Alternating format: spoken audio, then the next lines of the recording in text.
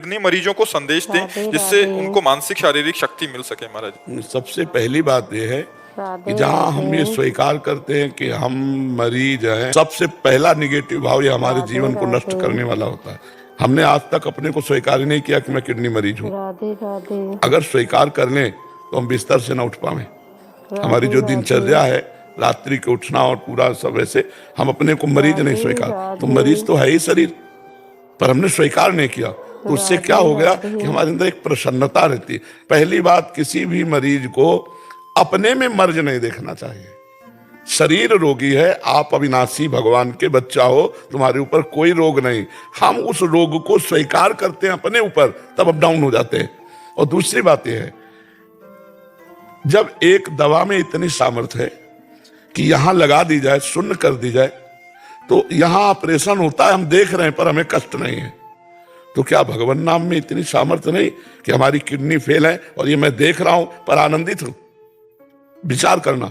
धन्वंतरी जी ने समस्त आयुर्वेद को शोध करके ये निकाला कि अच्युत गोविंद नाम में जो औषधि पावर है वो किसी औषधि में नहीं है। जो रोग निवारण की सामर्थ्य भगवान के नाम में है वो और किसी औषधि में नहीं है। तो हम नाम जप करें और विचार करें कि नाम, देखो तुम्हारे सामने बैठे हम, डायलिसिस होता है और ये किडनी ऐसी बुरी तरह से खराब है, पोलिसिस्ट किडनी, 6-6 इंच 9-9 इंच उसका आकार बढ़ जाता है। तो पीड़ा भी तो होती है ना, जो काम उसका होता है वो नहीं होता। तो अगर आप अपने में उत्साह रखोगे तो रोग आपको परास्त नहीं कर पाएगा। तीसरी बात यह है कि जब हमारा शरीर रोग युक्त हो चुका है तो हमको अपने दिमाग में बैठा लेना, मरना एक बार ही है, 100 बार नहीं। स्वस्थ पुरुष भी मरेगा और जिसकी किडनी फेल वो भी मरेगा, लेकिन वो टाइम पहले से निश्चित है कि कब मरेगा। तो हम आज क्यों मरे, उसका चिंतन करके आज क्यों मरे? बोले डायलिसिस बहुत कमजोरी करता है। हम आपको कहते हैं हमारे अंदर भी वो आता है। जैसे आज डायलिसिस है, डायलिसिस होने के बाद हमें 2 लोग पकड़ के आते हैं, लेकिन 10 मिनट केवल हमको आके बैठा ला। 10 मिनट में हम अपने चिंतन में आए, घाटो छोड़ो, और टहला फिरा, शौच स्नान अपनी दिनचर्या में लग गए। हमको ये बर्दाश्त नहीं होता कि मैं बीमार हूं। ये अगर हम बर्दाश्त करने की मैं बीमार हूं, ये स्वीकार करके, तो हम आज ही डाउन हो जाए। आपको हम अपना रहस्य बता रहे हैं। हम पहली बात स्वीकार नहीं किए आज तक कि हम किडनी फेलियर है। हम जैसे सुबह उठते हैं तो हमें ये ध्यान नहीं आता मैं किडनी फेलियर हूं। हमारी दिनचर्या चलती गई। ध्यान तब आता है जब कहेंगे दवा लेना है, अच्छा लाओ दवा, चलो आज डायलिसिस, चलो कर लो। या कोई विशेष पीड़ा हुई तो हाँ ठीक है वो फेल। पहला, हम बीमारी को स्वीकार ना करें होते हुए भी। दूसरा, हम ये विश्वास करें कि जब एक शून्य की सुई लगा देने पर हम अंग को चीर फाड़ देखते रहते लेकिन कष्ट नहीं होता। तो ये सामर्थ्य जो भगवान की तरफ से आई इसमें दवा में, वो नाम में बहुत बड़ी सामर्थ्य है। राधा नाम में हम नाम जप करें और प्रसन्न मुद्रा में रहें, मरने का भय त्याग दें, क्योंकि मृत्यु एक बार होगी, वो सबकी होगी, मेरी नहीं, सबकी होगी। और सबको कष्ट है। कोई मानसिक जल रहा है डिप्रेशन में, कोई शारीरिक दंड भोग रहा है, तो हमको उत्साह संपन्न रहना है, हमको डाउन नहीं होना है। अगर हम भगवान के भरोसे हैं तो अर्थ संबंधी चिंता नहीं करनी चाहिए, क्योंकि तुम्हारे पास कुछ तो होगा, मेरे पास कुछ नहीं था, तब मैं निराश नहीं हुआ। तो आज भगवान को लगा कि इसको जरूरत है तो व्यवस्था कर दी उन्होंने। नहीं कि हमने कहा नहीं किसी से, अपने आप व्यवस्था है।